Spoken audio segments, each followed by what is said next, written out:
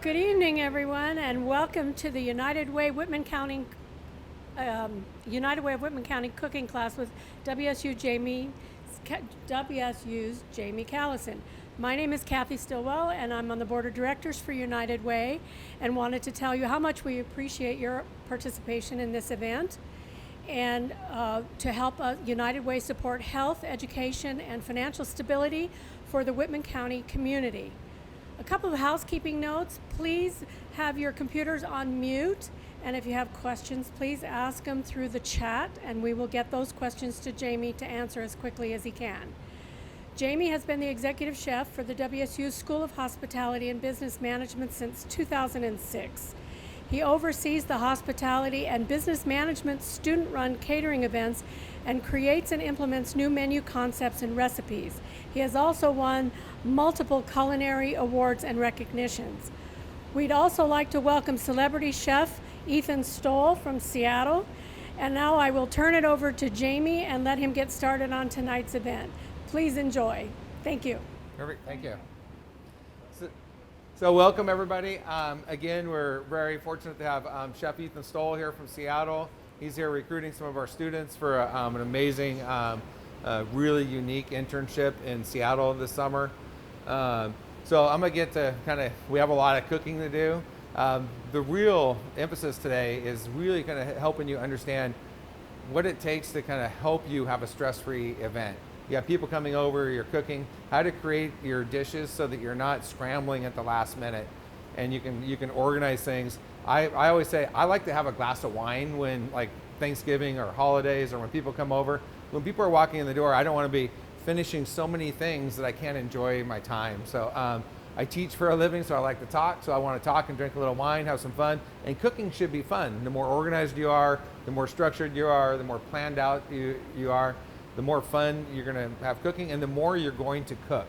When I teach culinary arts, organization and kind of how to kind of plan your meal, actually to me is just as important, if not more important, than teaching how to cook, because the way you become a better cook is you cook more. You'll cook more if you enjoy cooking. So again, kind of organizing it in a way that makes it fun. So I'm going to kind of bounce around quite a bit because we have a lot going on today. So I'm going to get some of my what we call sets for the entree started, and then we're going to go into the salad. So today, one of the things we're going to illustrate is asparagus. So I have my boiling water back here in the back. I'm going to add a pretty good amount of salt to that, a couple good pinches there. And what that salt does is it starts building flavors, right? So when we cook this asparagus, it actually starts to add some flavor into that asparagus, so that in cooking, building flavors is really, really important. So you don't end up with something that actually just has seasoning on the outside. It's on the inside too. So we're going to drop this asparagus in boiling salted water. This is what we call blanching. And we're going to cook this just for a little bit because we're going to end up baking this, roasting this off just here in a few minutes. So in my pan over here for my potatoes, I have some julienne onions, and I'm going to start cooking these off now.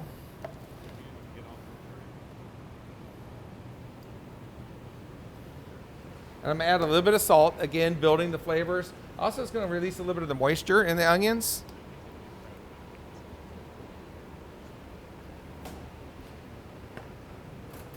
So we're going to mix these around a little bit.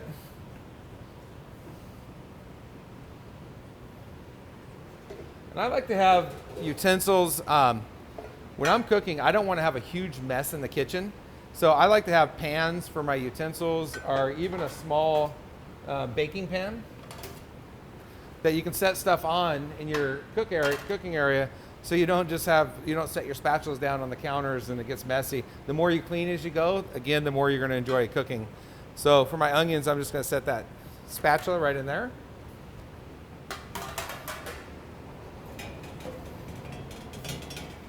Again, I'm going to bounce around quite a bit. That's what we do as chefs. We multitask. Again, when you're cooking at home, you don't have to do all this stuff at the exact same time. You can work on your potatoes, but you don't want to work on your potatoes and your vegetables at the very end when you're trying to cook your protein. You can have all this stuff staged. So my asparagus, you can see it turned a lot greener, brought out that pigment. We're gonna put this in an ice bath now.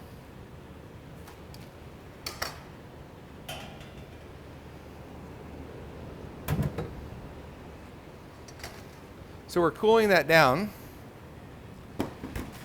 getting all the heat out of it so it stops the cooking.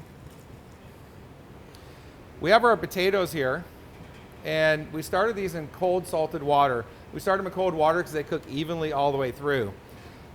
Normally I would not strain this on the counter like this. I'd actually do this over a sink, of course, but I don't want to run back to the sink and waste your guys' time. So I cooked these for about 7 minutes. I don't want to overcook the potatoes. If you overcook them at this stage, because we're going to roast them, actually they'll absorb a lot of water. Just like for mashed potatoes too, if you overcook them, the potatoes absorb a lot of water inside the potato, and they may turn brown, but they're not going to get really crispy. So these potatoes are just par cooked. They're still definitely not cooked all the way. And I want that steam from the potatoes to dry them off a little bit. So what I'm going to do, I have the pan that I cooked them in. I'm going to set that pan right over the top of the colander, right over the top.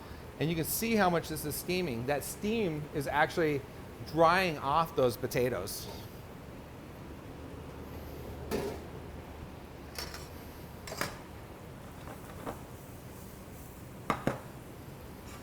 So for our asparagus, these are actually almost dry. I'm going to put oil on these and start roasting these off here in just a minute.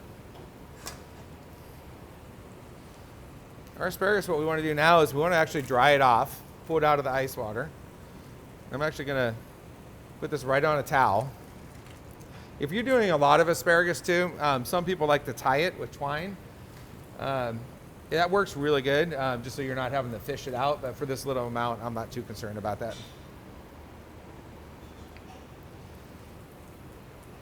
So we're going to dry this asparagus off.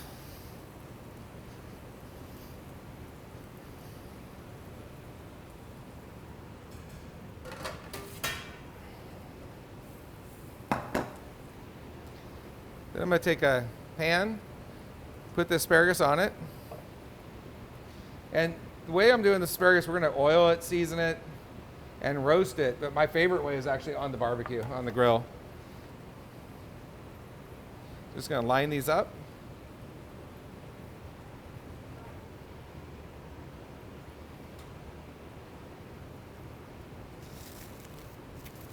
Put a little bit of oil on here. Little salt and pepper, fresh ground pepper that I did. And then lemon zest. With vegetables, you got the salt and the acid, really brings out the flavor and kind of balances out the whole dish too. So I always like for the asparagus to add a little bit of acid on there, and the lemon zest really adds a lot to it. So when you're zesting the lemon, you want to make sure you don't want to go down until it starts to turn white, because that'll become bitter. These are tiny lemons, so I'm going to do a little extra on here.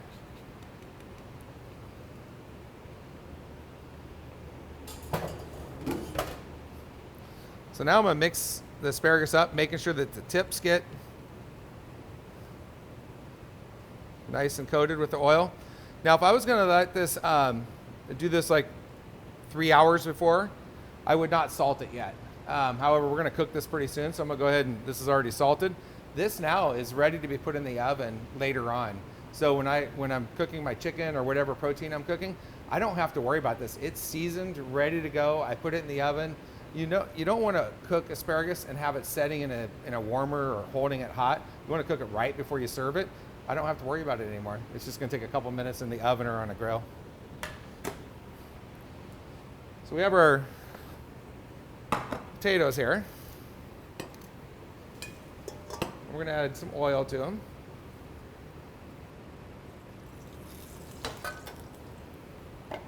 Little salt and pepper. Or the WSU everything seasoning works really good for this.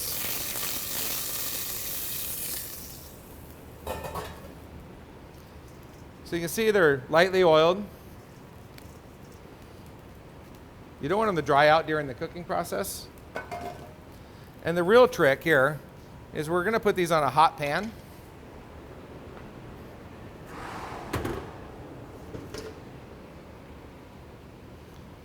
And you might be able to, I'll hold it up so you can hear the sizzle.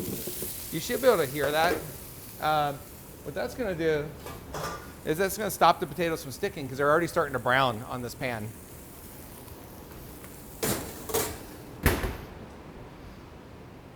So I'm gonna cook those until they get brown. I'm cooking the onions. Gonna go ahead and add in some of my rosemary and thyme that was chopped. I'm gonna go ahead and add in a little more salt and pepper. And so what we're doing is we're starting to stage everything, so that when it comes time to finish our courses, we're not, again, running around trying to do everything at one time. And I like to really emphasize to my students and to my cooks and to myself, because sometimes I even get a little bit ahead, is definitely clean as you go.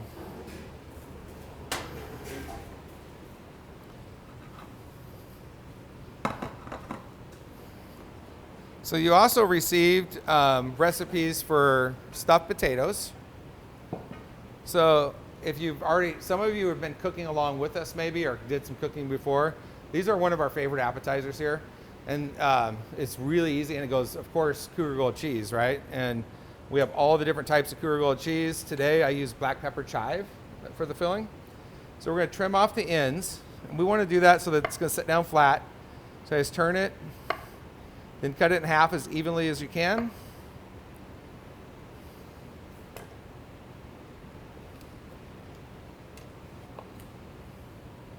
Then you end up with, I'm getting out of the picture a little bit right here. So and then you're gonna get the melon baller here, and we're gonna scoop out the inside of the potato. You wanna do it as evenly as possible. I didn't do that one as good as I normally do. But you want to make sure you also don't go all the way through, or the filling is going to come out the bottom. So make sure you have some potato left there. These parts right here, definitely use these for breakfast or mashed potatoes or something. Do not throw those away.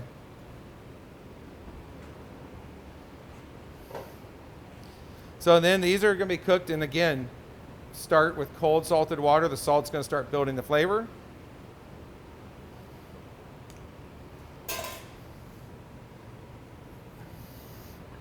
And then you're going to bake them till they get nice golden brown.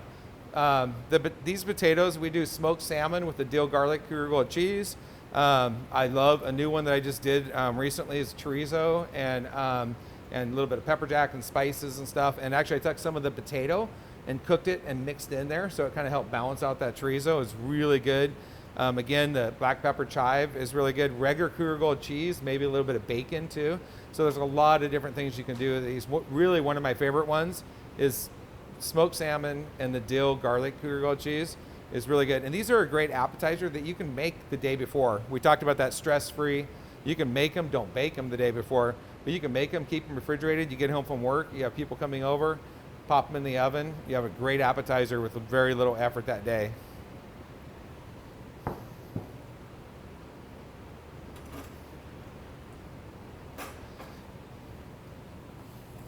So we have our onions going here. I'm gonna pull these to the side here and continue cooking these. So while these are cooking, I'm gonna talk about other sides too. This is something that we do at home almost once a week, is cauliflower. I mean, I love potatoes, but if I ate potatoes all the time, it'd be a problem. So the cauliflower is great. And what I like to do is I like to cut cauliflower kind of steaks so they're flat like this. And so when you put them in the oven, they brown really good. I also get this pan hot before I put the cauliflower in, because if you don't, sometimes the cauliflower will just get overcooked and kind of mushy too before it browns. This, I actually put a little bit of olive oil on here with a little bit of canola oil in it, so it had a higher smoke point. Salt, and I put a Ras Hanat seasoning, which is kind of like a Moroccan style seasoning. It kind of means seasoning of the house. That seasoning is something that in the Middle East, basically you go in, the storekeeper makes the seasoning, you get what you get, and that's kind of what is on here. So it's amazing seasoning. The lemon zest again helps balance that, and a little bit of salt. But this is another thing you can roast ahead of time and then put it in a really 400-degree oven and reheat it. This also works really good cast iron grill on the grill. I do a lot of cooking where I actually will use a cast iron grill right on my barbecue, and it works really, really good. Again, another thing that you can do. We did this for we did this for almost 100 people a couple weeks ago. Put a little Cougar Gold cheese over the top of it too. It was absolutely amazing.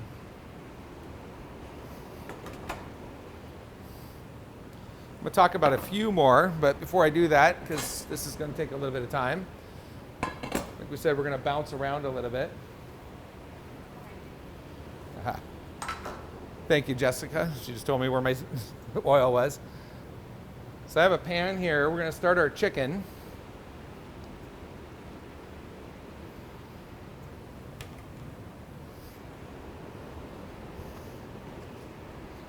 Later on tonight, I'm going to show you how to how to fabricate this chicken and cut it up. It is a little complicated. This same recipe works really good with 2 chicken breasts, skin on. I prefer. You get that the flavor and the crispiness. Or 4 chicken thighs work really good too. But this is if you're from around here, Black Cypress does a chicken dish that's absolutely amazing. I get it like way too often. And this is exactly what they do. So it's boneless, except for the little wingtip bone right here.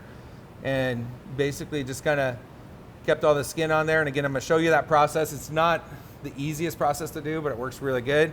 I have my pan and I have it hot, but a lot of people will cook chicken right away and they'll put it in a really, really hot pan. And it gets the crispy skin, but if you have a lot of fat underneath here, so I always look at the chicken. Sometimes there's like a 1/4 inch of fat in some areas. I want to render some of that fat off. I don't want to just throw it in here and have it get crispy right away.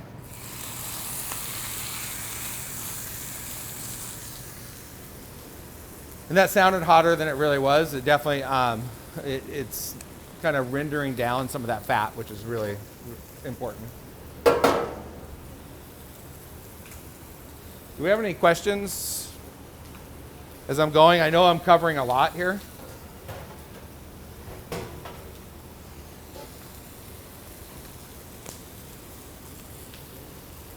So we're going to talk about a few more sides here while that chicken's starting to cook down. I did the exact same thing back on the cutting board. There we go, James. So James is our film guy, and I'll give him some, as we get going, we'll give him more sass. So I did the exact same thing here as the cauliflower. These carrots were actually really nice size, so I didn't cut them at hardly at all, except for the really big one I cut in half. But most of these were really nice. And I love cooking a whole carrot like this and serving it. So these are just organic carrots that I got. We've used a lot of carrots from our organics farm this year. I think we basically ran them out of carrots. But I put the raw sawnot seasoning on there, lemon zest, salt, pepper, roasted them, again, put them on a hot pan. Again, these are ready to go. These are great for an entree, but these are really, really good for like a salad, like with lavana cheese, are different. We've done a lot of different salads with these. So these work great, again, and as something that you can have roasted off, waiting for you to cook when you're entree, but you don't have, again, no stress, right? So this is ready to go. You're not worrying about it while everything else is cooking at the very end.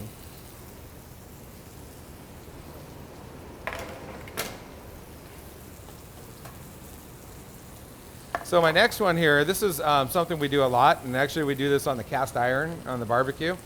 So this is just grilled zucchini, yellow squash, and I did some blistered tomatoes. So I just did these in the oven real quick. Caramelized onions, thyme. This is just and salt and pepper. And again, what you want to do when you're setting this up, you want to taste this. You want to actually taste a piece of this. Then you get it seasoned perfect, and you get it ready to put in the oven. You don't have to worry about seasoning it or anything. You put it in the oven, and it's ready to go. One of my favorites this time of year is Brussels sprouts. These Brussels sprouts, they have butter on them, so they're kind of room temperature. These have been glazed, so they've been cooked with, this is recipes in the Crimson Spoon cookbook, but chicken stock, butter, salt, pepper, sugar. I actually like using honey, the WSU honey for it, a little bit of thyme. These are great because I can pop these back in the oven when I'm ready to go, and they're gonna caramelize really good and nice and even. So this is a really nice way to go. The other thing, the same recipe for pearl onions. You mix them all together, have them ready for Thanksgiving. I'll have a pan basically about 8 times this amount of Brussels sprouts. Have them all ready, put them in the oven right before we eat. Again, I'm enjoying a glass of wine with my friends and family, and I'm not stressing about. Everybody always, like I said, everybody always asks the chef, how in the world do you get everything done at one time? We don't. We plan it, we organize it, we have it ready to go, because there's just, it doesn't work that way.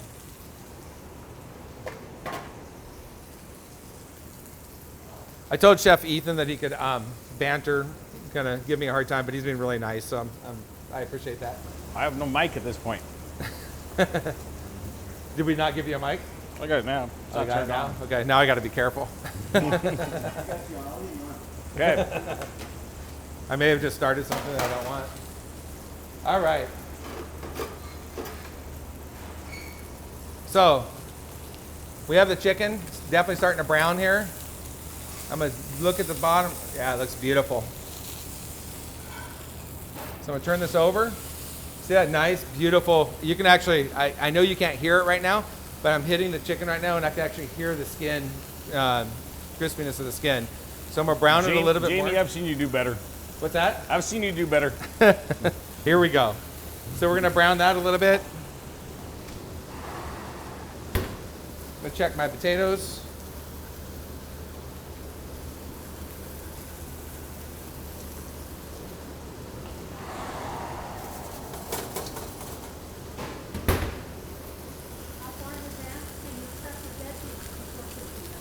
I mean, for prepping the vegetables before cooking, I did them basically, it was about 4 hours ago. And when we're doing big catering operations, sometimes we'll do them early that morning, put them in the refrigerator, and then pull them out about 2 hours before we're gonna cook them. So we got this chicken. Looks really good. Browned it a little bit on that. This is gonna go back in the oven. And we didn't get a lot of grease from that, but we got a little bit. Usually if you have a lot of excess grease, we're gonna go ahead and pour that off, but and usually you wanna save that. So if you're gonna make a sauce, a gravy or something later on. So we're gonna, we have our white wine. We're gonna deglaze. You see the drippings in the pan right here? The white wine is gonna do a couple things. It's gonna clean off that pan.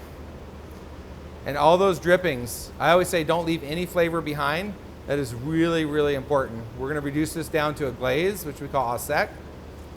But you can see all the drippings came off. And I really like using a stainless steel pan or cast iron for this. You get a lot better drippings. And I'm gonna crank this up. I have my chicken stock ready.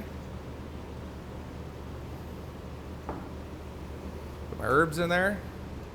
We're gonna reduce this down.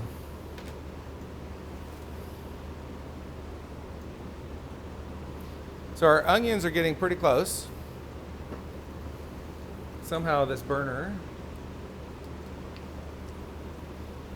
So you want to start your onions not extremely hot. Well, it depends.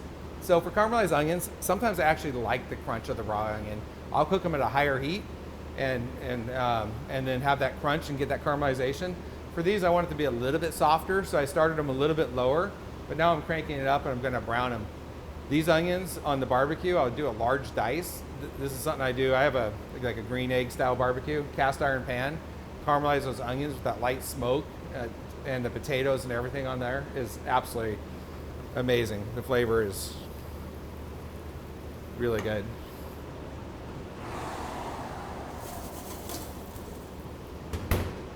Potatoes are getting close. So I also have a squash puree here.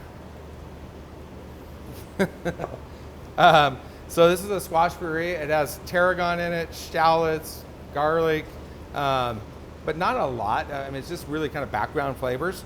This is a great thing that you can actually do just like mashed potatoes. Mashed potatoes is something you can do I wouldn't do it hours ahead of time, but you can definitely have this ready, kept warm. I have a warming drawer at home, and I think if you ever remodel a house and you don't have a warming drawer definitely helps a lot.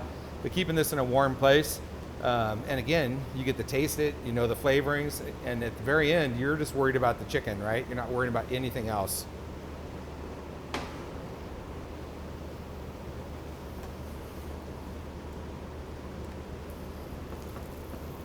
Okay, so I'm gonna start making a vinaigrette here. Put the chicken in the oven.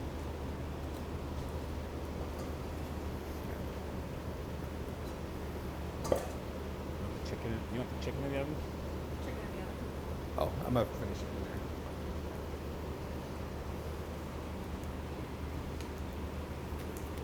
So, we're gonna make a vinaigrette, and what I like to do is what I call a quick vin. Actually, Chef Ethan just told me, and I wasn't gonna do it this way. Normally, I finish the chicken, I'll put the stock in here, reduce down the stock. I'll finish the chicken right in here, but for time's sake, I'm actually gonna put the chicken in the oven now, and I'm gonna finish the sauce here so that it can actually go a little quicker. But actually, I like cooking the chicken right in the sauce because you get that flavor built into it. But Chef was right this time. No, I'm not.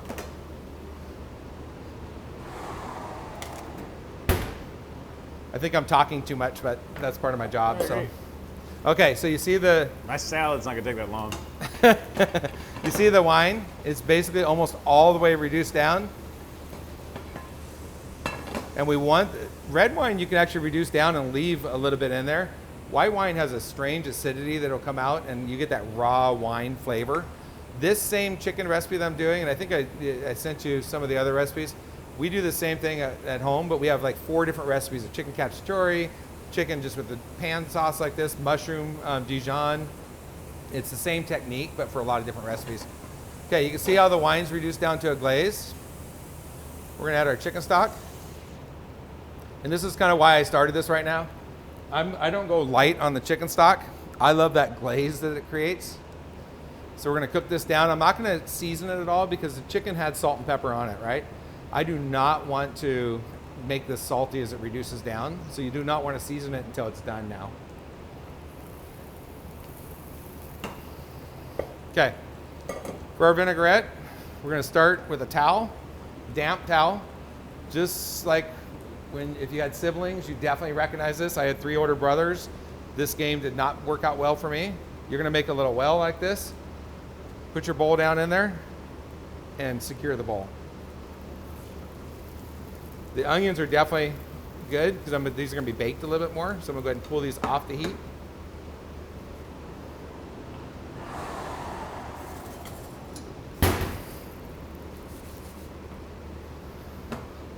Potatoes could have got a little bit more color, but I'm gonna go ahead and add them in with the onions.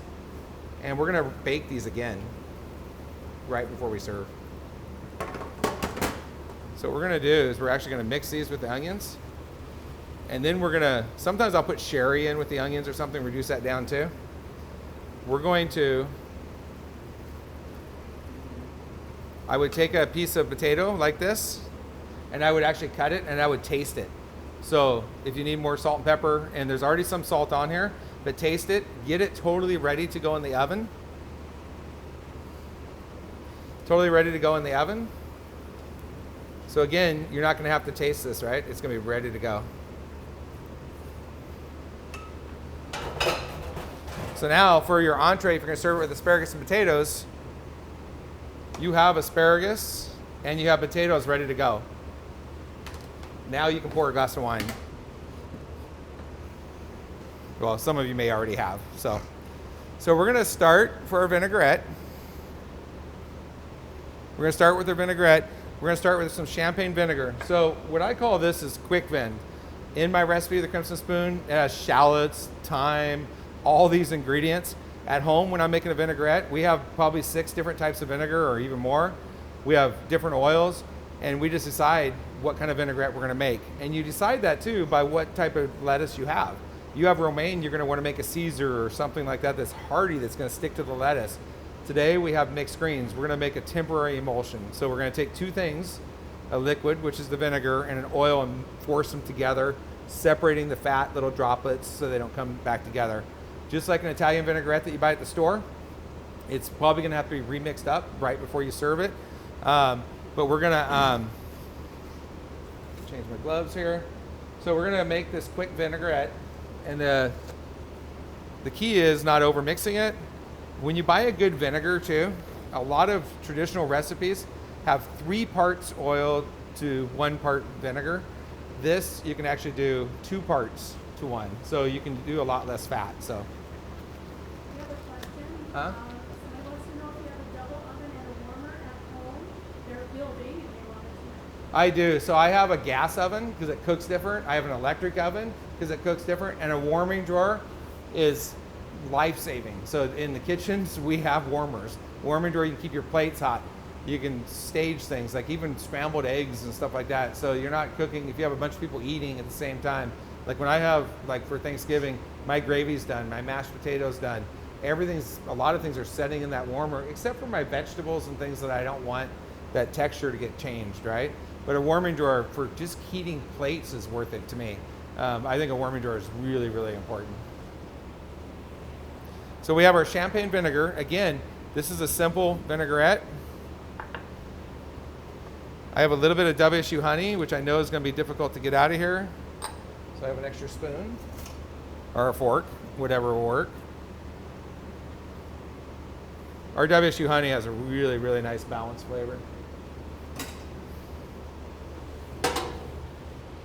So I have a little bit of Dijon.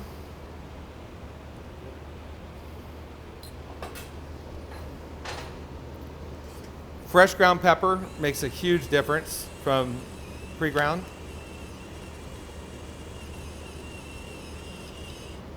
Pinch of salt.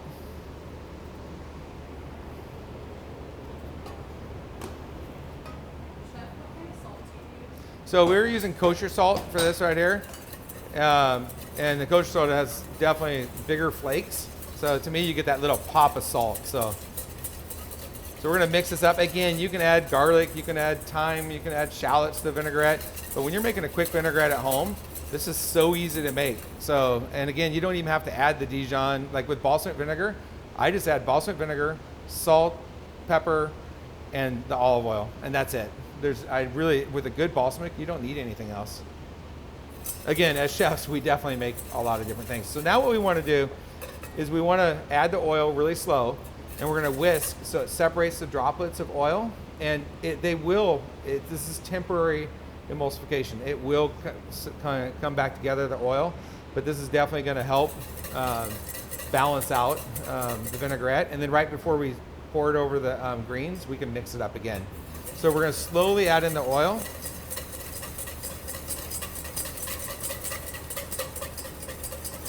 And definitely like a liquid measuring cup works a lot better than what I'm doing right here.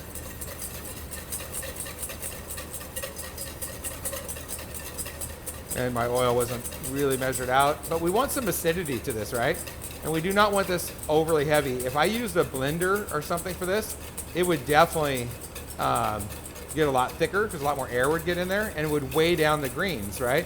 So if we put a Caesar or a ranch over the top of greens, it's over like a mixed green, it's gonna weigh it down. It's not gonna be enjoyable to eat.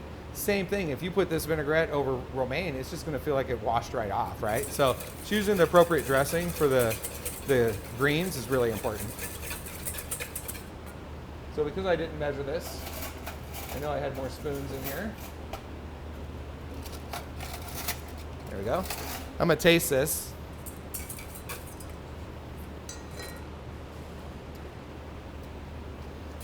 It's really good. I think that's good to go. So we're gonna set that right here. For our almonds for our salad, I like to just take it. I love these whole roasted almonds right here. They're lightly salted, roasted. Just take a pan in a Ziploc bag.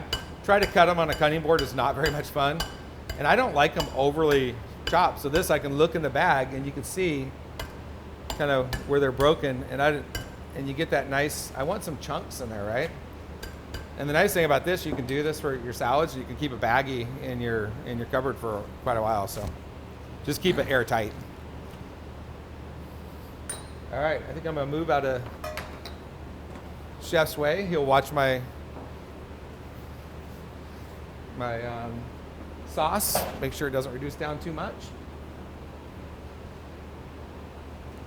All right, Chef. All right, you guys, I am here to handle the really hard part of this meal. It's the salad. Honestly, I want to thank Jamie for being such a great host. The school here has been so phenomenal to work with. It's great to come out here and spend some time in Pullman. We were out a couple weeks ago, and we're out again now. I'm gonna turn this down a little bit. Is that all right? And we're out again now, and we're really wanting to promote an internship program we're doing at our company, which is Ethan Stoll Restaurants in Seattle. And Jamie's been a great host. And when he offered me the opportunity to come out and do a little bit of work with United Way, I said absolutely. We're a big supporter of United Way in Seattle. UWKC.org is what we do. United Way King County is what we work with in Seattle. And I've been the campaign chair twice now, one in 2017 and once last year during the pandemic, which was their fiscal cycle is June to June, basically, July 1st to June 30th. So we just got done, and I chose the year that was all pandemic related.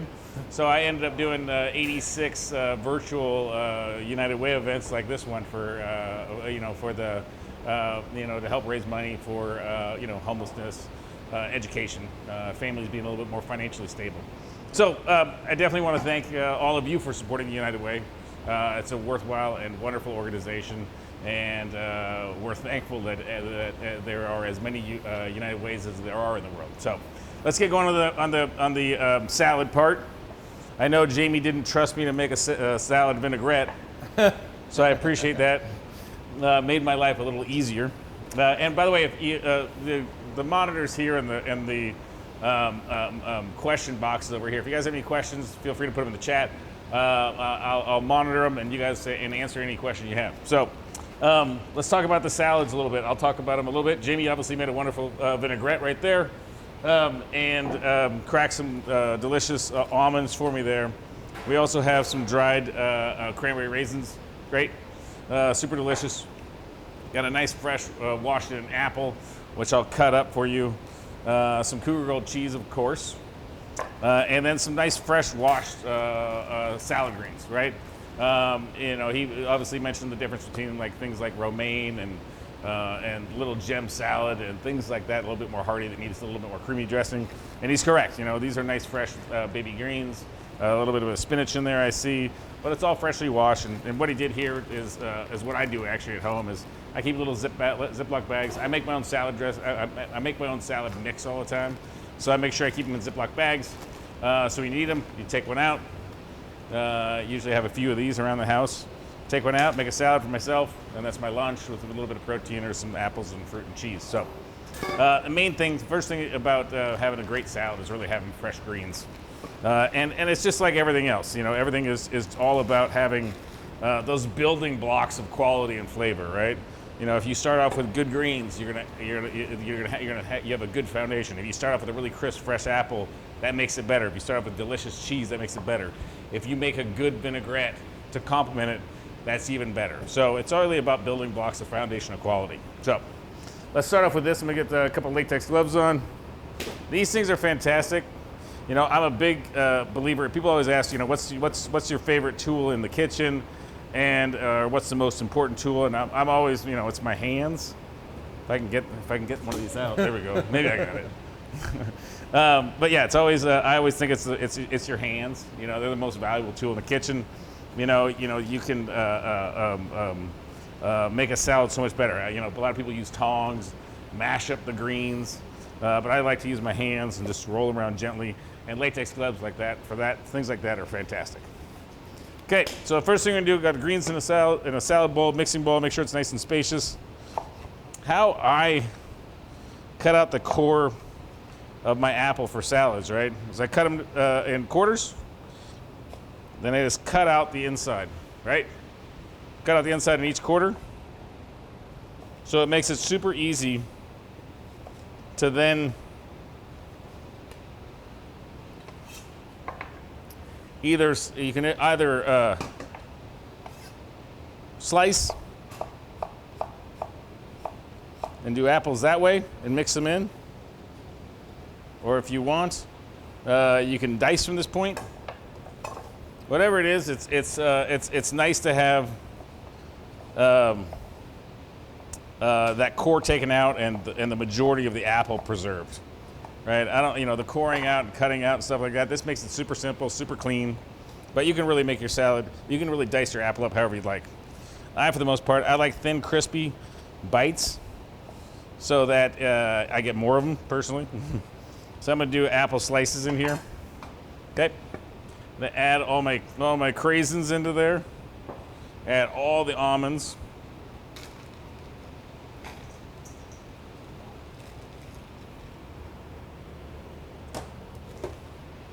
Yeah, that's thick enough.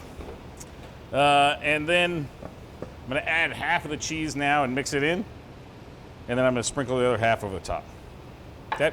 And again, as we've said, building blocks of flavor and building blocks of quality really wins the day. And having things, I know this is a class about preparation, and what Jamie's saying is absolutely true. The more you prep and get things planned in advance and organized in advance, so all you have to do is just pop in ovens and, like this should be made yesterday, this dressing, right? All those things are super simple and great ways to make it a lot easier to be successful at a dinner party. Okay, so a little bit of salt and pepper. I'm gonna add all of Jamie's dressing that he wouldn't trust me to make. Right, Jamie? That's right. And then I'm just gonna toss this around with my hand. Okay? I wanna roll the greens in the vinaigrette. I don't wanna mash it around or smash it in there. I don't wanna use metal tongs on this. I want a little bit more finesse, right? But this is looking nice and evenly coated. You wanna make sure it's tossed and coated evenly, but it's not, overly mashed, overly mixed. All these things are important just to handle greens gently. The idea for a salad, and any salad, is just to make sure you literally have all your prep done. So all it is tossing everything in the bowl and tossing everything in the bowl and mixing your dressing in. Got a nice big salad here. This is gonna be a family style salad. This is plenty for 2 people. And then you put a little more of that delicious Cougar Gold right on top, so they know it's the focal point of the salad. And then you're all set. You got a great little salad, fresh greens, Cougar Gold, toasted almonds, and dried craisins. So everybody, thank you so much for supporting United Way. Thanks for having me on here, Jamie. Thanks for being a great host. And I'm gonna let you go back to dazzling them with your chicken. Thank you so much. Thanks, everybody. Take care. So, Chef Ethan has been a great host to us. We took a group of students over to Seattle a couple weeks ago, and they hosted us and toured the students for industry tours, and it's just a great partnership. We're really excited about it. And again, it's all about opportunities for students. And so our sauce actually looks pretty good. May have gotten just a little bit thick here. We're gonna add a little bit of butter to this. Okay. I say a little bit of butter. We're gonna definitely get some flavor going here. And it's gonna add a nice shine to it, but a lot of flavor, some fat into that sauce. I'm gonna go ahead and put the potatoes back in the oven and the asparagus.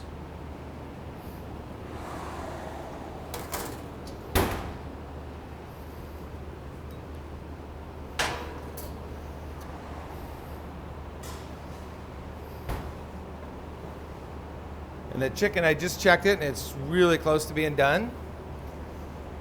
So this chicken recipe, it kind of is how we fabricate the chicken is definitely taken off of black cypress. Are you trying to push my salad off screen?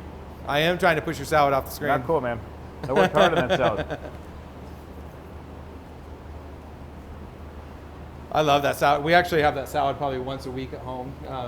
Cosmic Crisp Apple should be coming back out here pretty soon, probably the next week. And the Cosmic Crisp Apples are definitely for the salad. They're just so crispy and amazing flavor. So the sauce is looking really, really good here. Good work, James. Nice consistency. Stay in that salad, James.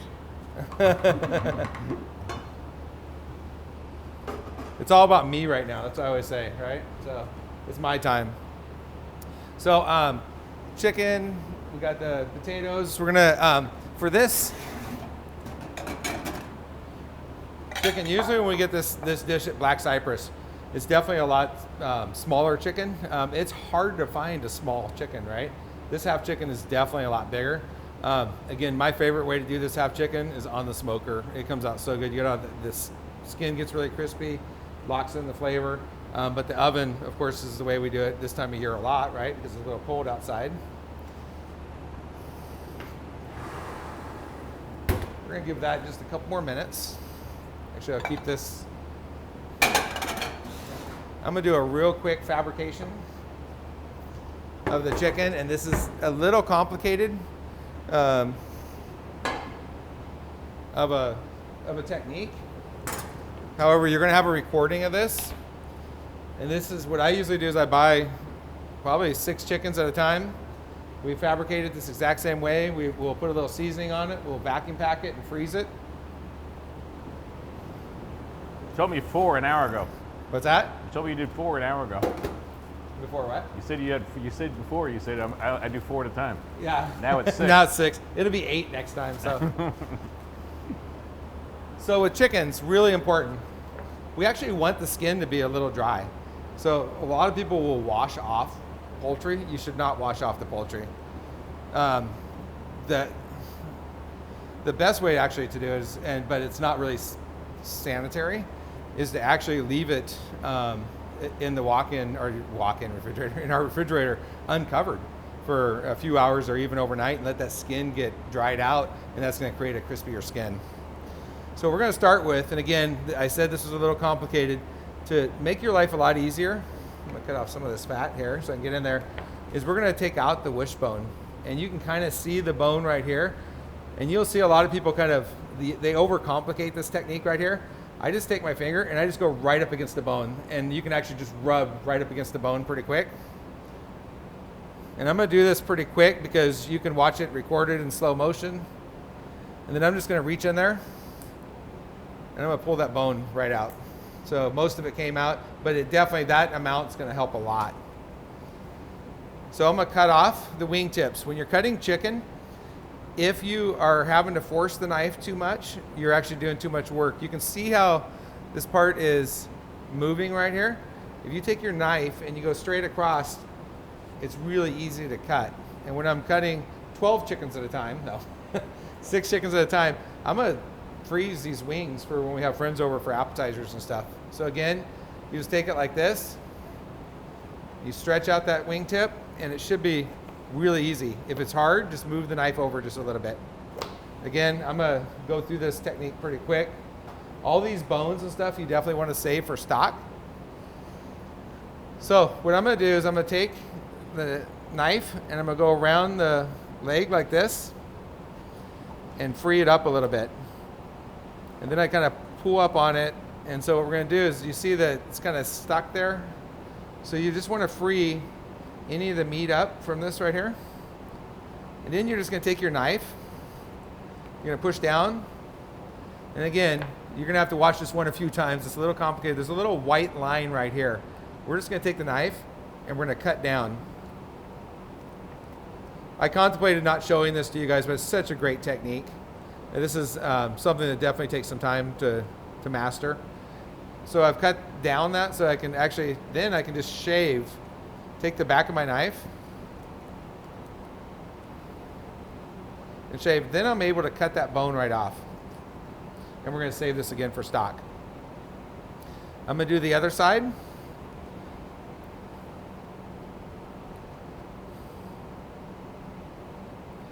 Jessica, you want to check the chicken? So the chicken should be about done. So again, I'm going to cut down along that bone. And then I'm just going to shave, take the knife, and if the meat's not separated, I'm just going to take the knife and cut that off. I want to save all the meat that I possibly can. So now we got the bone right there. Just going to take it and cut that off. Then this is the part that a lot of people don't like. We're going to disjoint the bone right here. So there's a bone right here. We're going to pull that out. So you basically just kind of pop the joint right here. Now we're going to, you feel right here is the breastbone. We're going to take the knife. We're going to go right along here.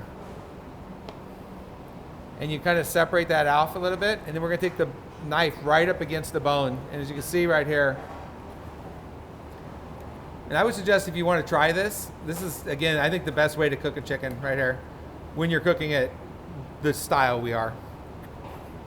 So the knife goes just right up against the bone. And again, what we're doing, it's done, perfect. What we're doing is we're sticking that knife right up against that bone. So you're not forcing anything when you're cutting up a chicken. So we want to make sure that we keep this wingtip on. So now what we're going to do is we're just going to keep on cutting down. We're going to find where we disjointed that right here. And we're going to take the knife and we're just going to cut right through here. And again, I know this looks a little complicated.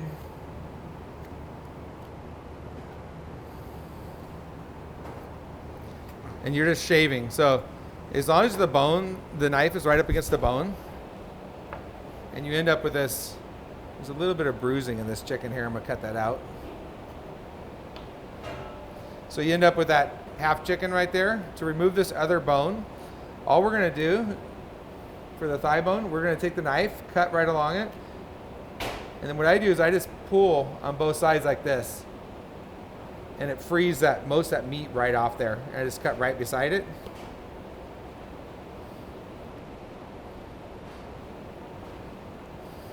And then I just shave it. I'm going a little quick. I'm definitely losing a little more meat than I normally do. But Jessica's getting antsy to. Then we're going to just take that bone, cut it out. And you got this little piece of cartilage right here. We want to definitely cut that out.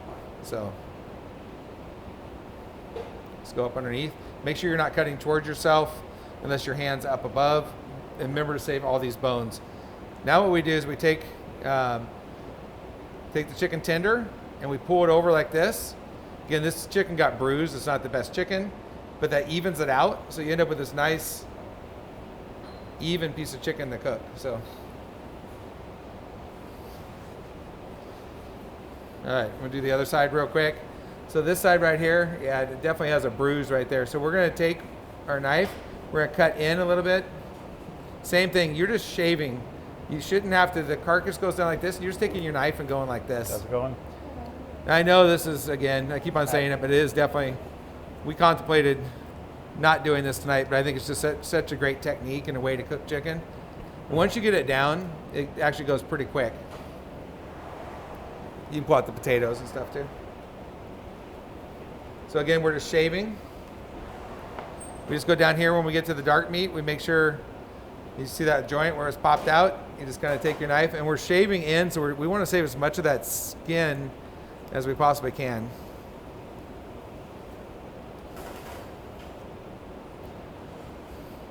If you live in town and you don't want to go through this work, just call Black Cypress.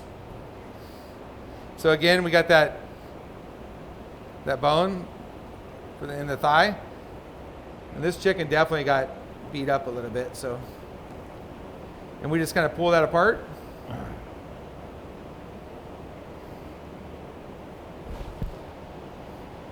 And so, again, what I like to do is I like to take that bone and shave the meat, so that's keeping any of that meat on that bone into the dish, so.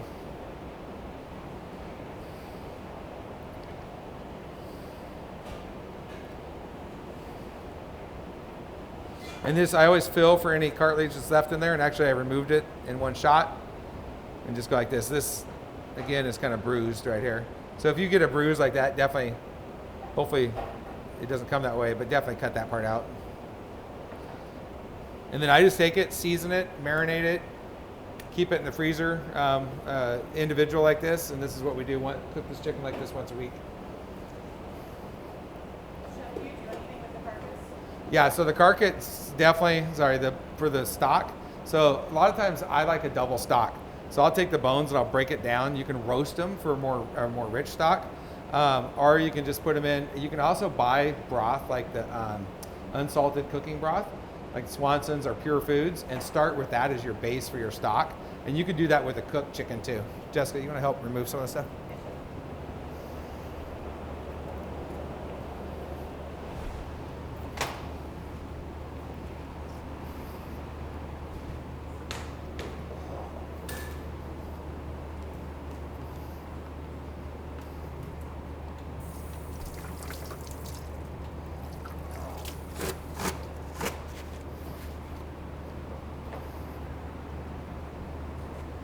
Sorry, little intermission there. Had to go back, wash my hands. So we're gonna dish up that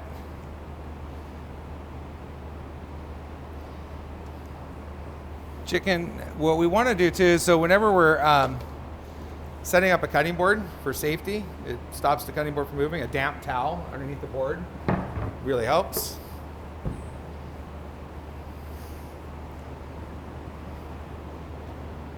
We have our potatoes.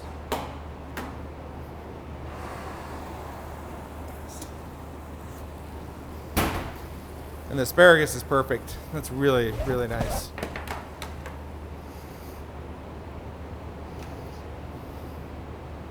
We have our chicken here.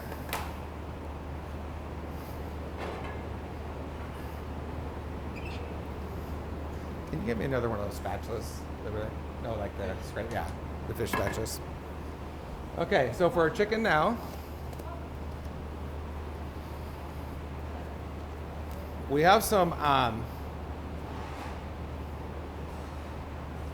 juice from the chicken. And when I talk about never leaving flavor behind, we also have some drippings on here. So it's really important that we actually use this. So I'm gonna put that sauce right on here. And you wanna pick up those, see the drippings on there? You wanna pick those up. You do not wanna waste those. Again, never leave flavor behind. And this is gonna change the sauce dramatically. You just picked up all those drippings and save that juice.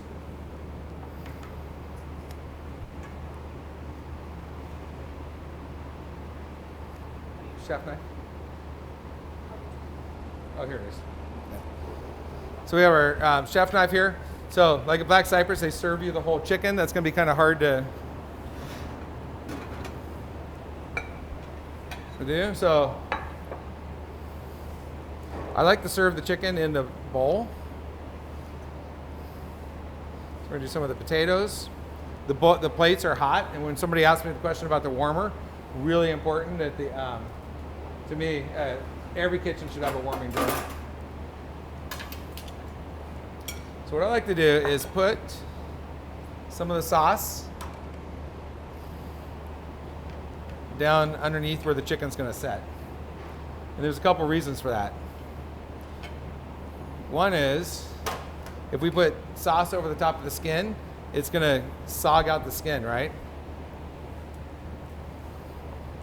So we're gonna cut this in half. Again, what I would normally do is cut this maybe and split some of the dark meat with the white meat, but we're gonna go ahead and just plate it like this. And the other thing, it kind of allows you to decide how much sauce you want too. We got the asparagus. So chefs like to plate things center plated. And I know that, I'm actually gonna flip this a little bit so that sets down in that sauce. So this is gonna help if the chicken is a little overcooked. So chicken is one of those things that we can't undercook, right? So it has to be fully cooked. Most of the time it's gonna be hopefully perfect, which is great. However, if it's not perfect, it's gonna be a little bit overcooked. When that chicken is setting in that sauce is gonna be absorbed through the chicken, and it's gonna help create a lot moisture product. So it's gonna buy you that. We definitely can't serve raw chicken, right? Well, you can, but nobody's gonna be happy. So then I have some, and I just buy mold and finishing salt from Safeway for at home. It's large flake salt, and I like to just put a little bit of salt over it and a little bit around the edge of the plate. Not a lot. And the mold and finishing salt is kind of interesting. It's definitely salty, but it has a lot of minerality to it. And this adds that fresh pop. Chicken loves salt and pepper. They're like, they like to say, is best friends. So we like to put everything center plated, right, Chef? Because it keeps it hot too, right? All the time. So right now everything's insulated. If I serve this where the potatoes are way over here on a plate, chicken's way over here, asparagus is way over here, and you could do some cool plating, and it's gonna look nice. However, everything's gonna get cold, right? This is insulated. It keeps everything hot, and so it's really, to me, I would much rather it be like this than have this elaborate plating and have everything cold. Chef, any comments on that? No, I think you're spot on. There's a lot of people that don't like their food to touch. And they got to get over that. So we're going to take a second and going to move some stuff out of here.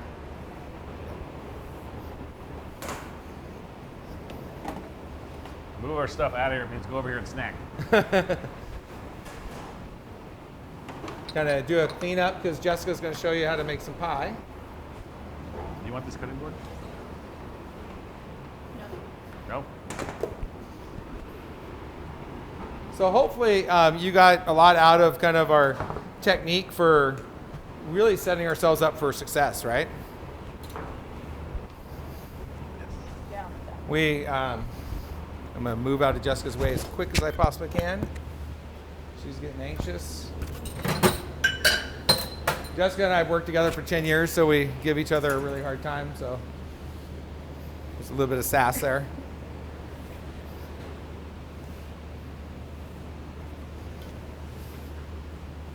Are there any questions coming in?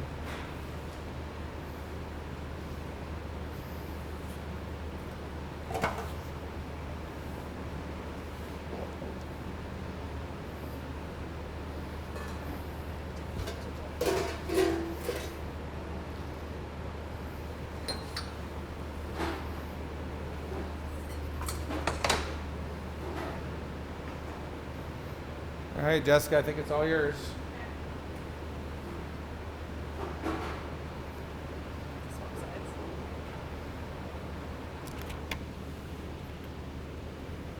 Sorry for the little reset here.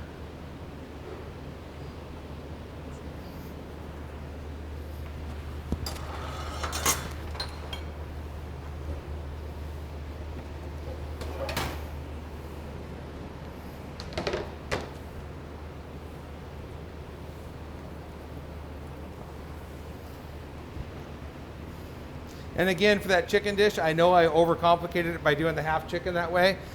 2 chicken breasts for the recipe work really good. Also, 4 chicken thighs, skin on, work really good for the recipe. So it's definitely do not have to do the half chicken the way I did. However, if you're adventurous, I would definitely try it.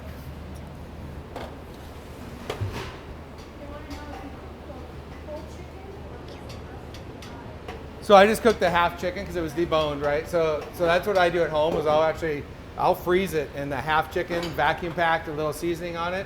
And so every week we just pull out one of those the half chickens a couple days before and then cook it.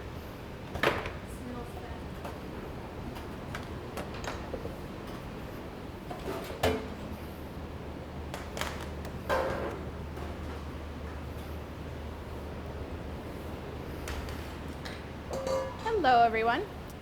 My name is Jessica and I am a graduate student here, and I've been working with Chef Jamie as his pastry chef for about 10 years. And what we're going to be making this evening is an apple galette. So a galette is basically just an open-faced free-form pie, meaning we're not going to put it in a pie tin. So I went ahead and I sliced my apples ahead of time. Right now I'm using Granny Smith's. It takes about 4 to 5 Granny Smith apples, but you can also do it with Cosmic Crisps, and it takes a couple less, normally about 1 apple less, just because the Cosmic Crisps are typically a little bit larger. But you can adjust how many apples based on how big you want your galette to be. So I just went ahead and cut them ahead of time and then put them in cold water with a little bit of lemon juice. And what that did is that kept them from turning brown. The water kept them from getting too much air on them, which turns them brown, and then the lemon juice also helped keep them from turning brown. So we're gonna go ahead and drain these out. And then I'm gonna mix up my filling. So I've got a couple different things here. I've got white sugar. I've got some brown sugar.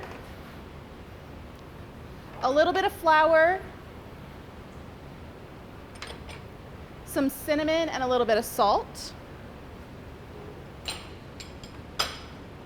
And then here I have lemon juice, little cubes of butter, and crumbled Cougar Gold cheese. So cheese in apple pie is a little bit, it's both traditional and non-traditional, because back in the day they used to actually have cheese with pie quite frequently. It's not as common now, but we like to go ahead and do it again, and we use a crumbled Cougar Gold, or the WSU cheddar or smoky cheddar works really nice as well. But when we do it, we do a crumble instead of the traditional slice on top of a piece of pie. So then we're gonna go ahead and come in here with our whisk and just kind of break up any clumps that might be in that brown sugar and get everything mixed in together.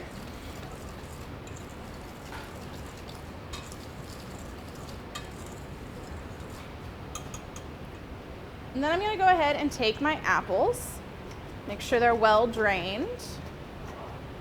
I'm just gonna dump those straight in.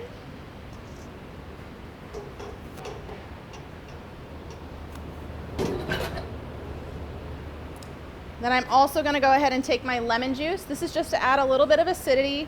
If you have really tart Granny Smiths, you can choose to not add as much lemon juice. And then if you have Cosmic Crisps and they're a little bit sweeter, you can add a bit more. And then the cubes of butter are really just to add some moisture throughout as it bakes.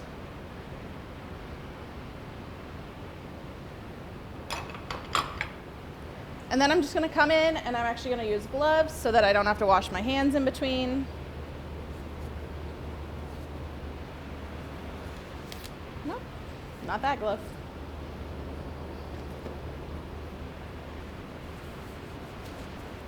And I'm just gonna toss this together. It's really simple. I'm not trying to blend it perfectly even. I just wanna get all of these slices kind of coated with that filling, distribute that butter between.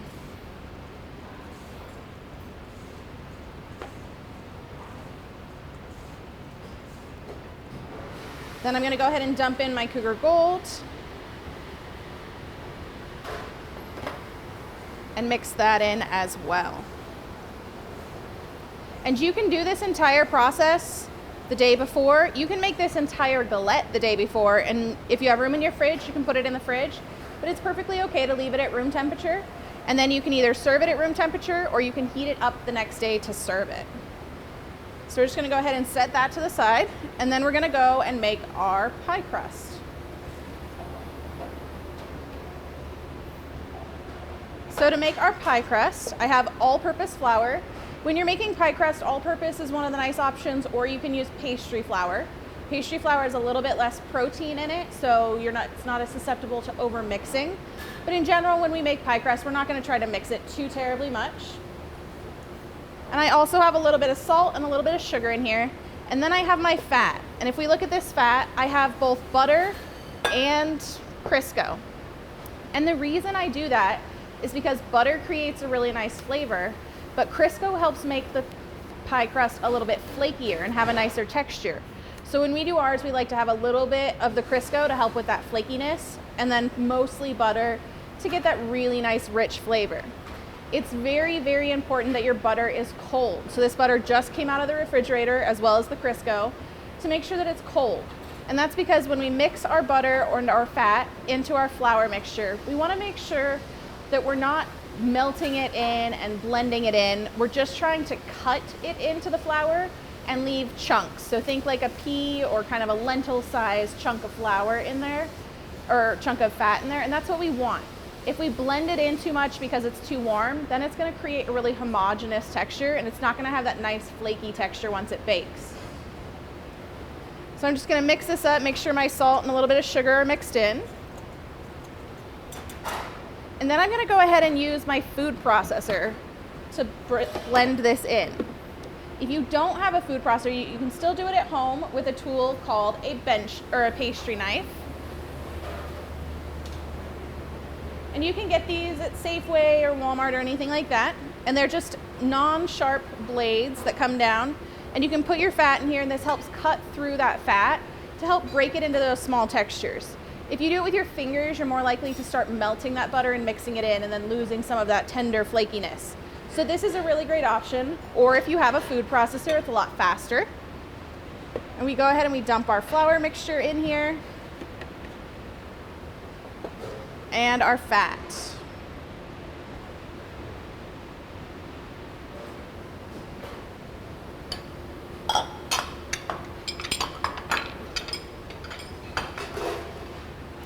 And then I don't want to just turn this on and run it, because if I do, I'm liable to break up that butter too much, warm it up, and start to blend it in. So I'm just going to do the pulse option on here.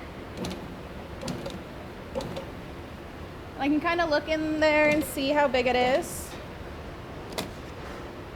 It's not small enough yet, so I still have fairly large chunks, so I'm just going to keep processing that down.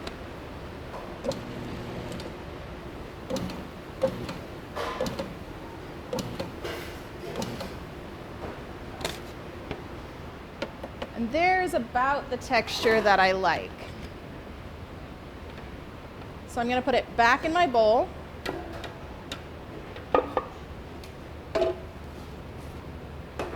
And so if we're looking at this, we can see the chunks of butter in it, and they're varying sizes. So here's one that's about a pea size, quite a few are kind of more of a lentil size. And I want to keep those whole so that I can keep that nice texture in the finished product.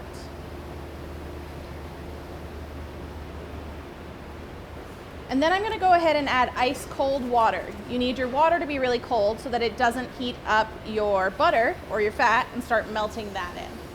So I've got really cold water here, and depending on the day and your flour, you may need all of it and you may not need all of it. So we're just going to add a little bit at a time so that we don't over add water. If you add too much, you can't take it out. If you add too little, you can always add a little bit more. So I'm going to do about half of that half cup, so about a quarter cup, and start mixing it with my hands.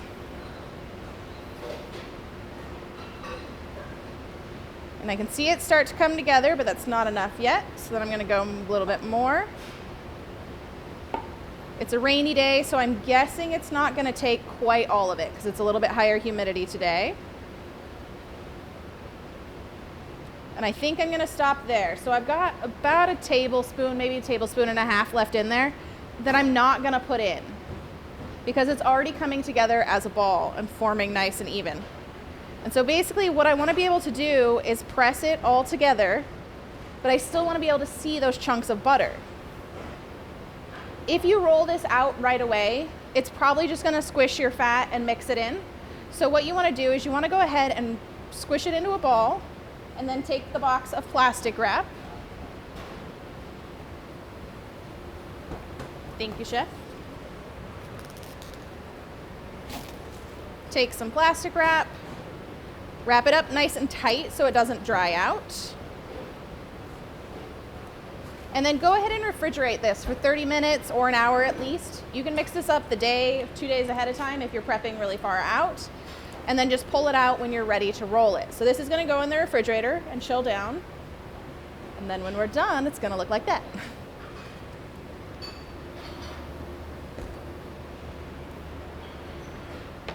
So this is my pie dough that's been chilled. And if we zoom in here, we can see that there's still visible chunks of butter in this.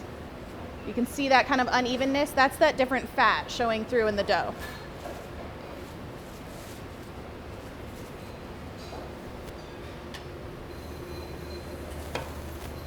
So you're going to want some extra all-purpose or pastry flour on hand for rolling it out. And then depending on how sticky it feels, you're going to definitely want to put some on top. If your dough's really, really firm out of the refrigerator, you can pull it out 15-20 minutes early just to soften it up a bit. This one is nice and soft, so I'm just going to kind of press it down a little.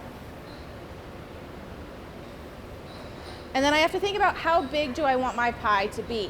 I'm going to try to think about the plate I want to put it on, and then I'm going to take that plate and use it as a guide when I roll out my dough. So if I think I want my galette to sit inside this plate, I'm going to use this plate as a guide while I'm rolling it out. This style of rolling pin I have here is called a French rolling pin.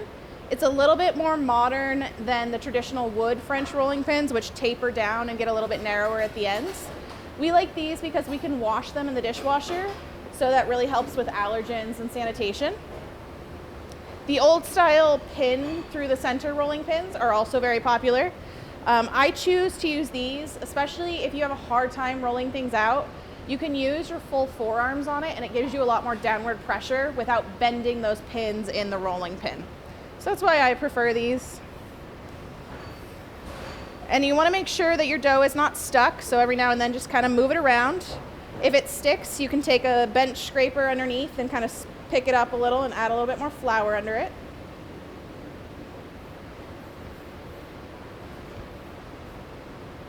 And it doesn't need to be perfectly round because you are going to cut it to round. I need a paring knife again.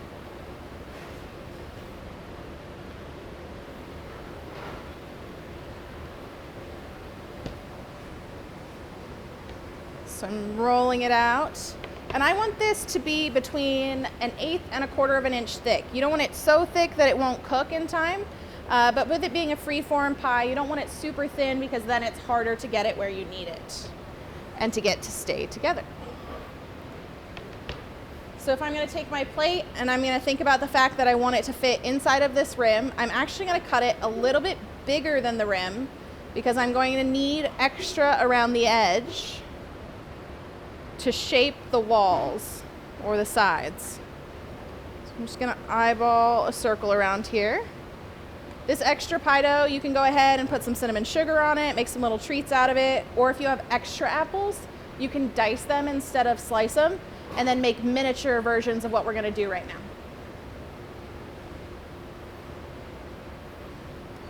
Then I recommend doing this next step on the pan you're going to cook your galette on so that you don't have to transfer it once it has the apples in it. So I'm gonna go ahead and take my half sheet pan with parchment on it.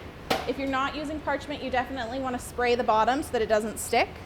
And then to move a pie crust, whether you're doing traditional pie or galette, I fold it in half and then quarters. Makes it easier to pick up. And then I just put that in here. If you're in a pie pan, you just put that point in the very center of the pie pan. And I move it onto my pan.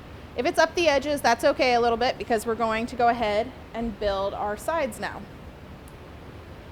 So then I'm going to take some egg wash, which is just about a 50-50 mix of egg and water in there, and just kind of mix that up. And this is going to act as our glue as we're building our pie crust. So just going to brush that around the outside edge.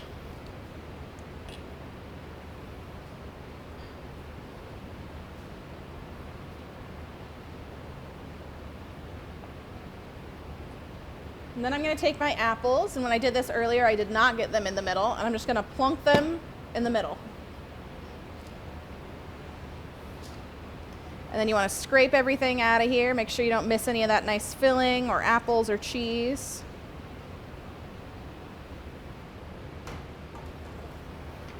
And then this is where your kind of artistic side can come in a little bit. I'm going to do a folded edge on this.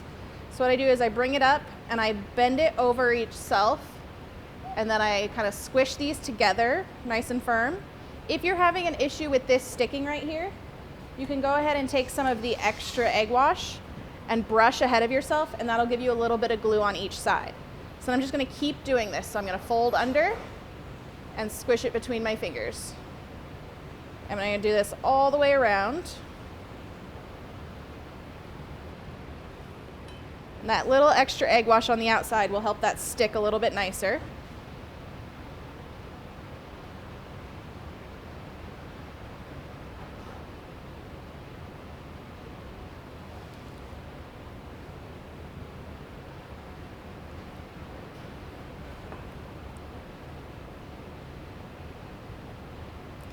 And when I do that, I kind of squish it and spread it a little with my fingers to really make sure that's going to stick in place, because we want it to hold all that filling in for us. If you're doing a miniature version, you can just make them really small and have diced apples in there. It's a little bit harder to fold the edges like this because the folds are so small, but it is doable. Especially if you have kids, it's really fun to make miniatures with them, or if you're doing them as kind of a past dessert at the end of a night. If you spring a hole like this one right here, just pinch it close. Nobody's gonna know. And then as you get to the end there, there's a little bit of extra there, so I'm just gonna put two folds really close together. Now I'm gonna come in here and I'm gonna kind of spread my apples out. So there's a little bit of a low side over here from when I flipped them over. So I'm just gonna spread them a bit. And then I just kind of hug the edges in a little, make sure they're all puckered in there. And then I'm gonna go ahead and take the rest of the egg wash, brush it around the outside. And this egg wash is really just gonna help it get nice and shiny on the outside. We do kind of the same thing if we're making rolls or different things like that, different pastries. It gets that really nice shininess to it that you may associate with kind of a bakery look on top. Now, if you want, you can go ahead and make like an oat crumb topping or like a apple crisp topping and put that on top to have another texture, just kind of in the middle. What we're gonna do today is keep it kind of simple and take turbinado sugar, or you can get raw sugar. They sell both at Safeway or wherever. Which is basically just a larger, darker colored grain of sugar. And I'm just gonna kind of sprinkle it over the edges, pretty heavy. And then a little bit over the apples. And that's just gonna give it a little bit of sparkle and a little bit of crunch, so adding just one more texture. And then this is ready to go in the oven. It baked in our oven for about 25 minutes at 350 degrees Fahrenheit. Depending on your oven, it may take a little bit more, a little bit less. And when it's done, it should look kind of like this. And they're all gonna look different. And if you make 4 or 5 of them next to each other, they're gonna look different from one another, because when you do your folds, they all look unique each time. If you make the miniatures, you can just make about 10 out of this recipe, I would say, from the large one, depending on how large you make them. And the cheese is gonna add kind of a really unique savoriness to it. This can be served at room temperature, so you can make this the day before and it can stay on your counter wrapped really nicely in plastic. Or you can go ahead and, just like we did with all the sides for the entree, throw it on a pan and throw it back in the oven right before service, cut it, and go ahead and serve if you want to serve it hot. Chef Jamie, do you have anything to say?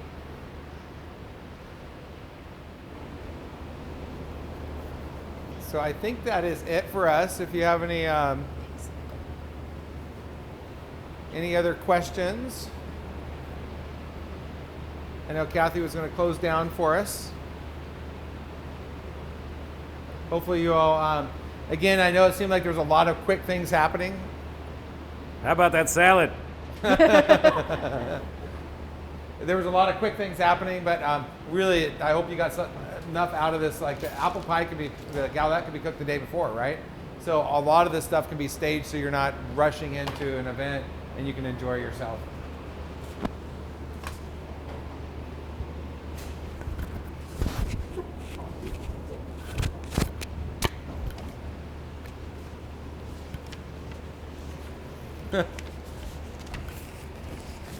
Doesn't it all look great?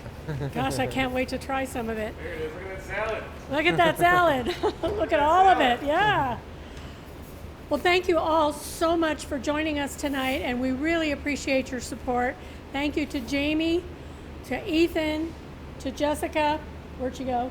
And to our wonderful videographer out there, James, who has done a great job in letting us see everything that's going on. If anyone wishes to make any additional donations to United Way, you can text the word United to 801-801. We'd be glad to take any donations you're willing to give us. Thank you again, and good evening. Thank you.